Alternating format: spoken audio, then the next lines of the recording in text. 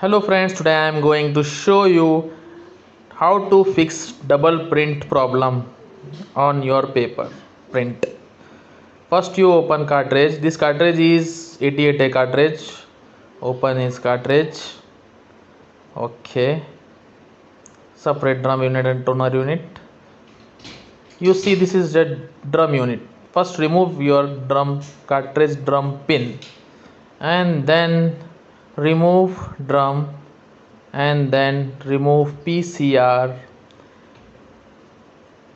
This problem is drum image printing is not clear by cleaning blade. Your problem is cleaning blade problem. You need to replace your cleaning blade. Okay, just clean your cartridge and then install new blade in your cartridge and check printout after fit this cartridge. You see print is come. Yes, print is good. Thank you for watching me. Please like this video and subscribe my channel.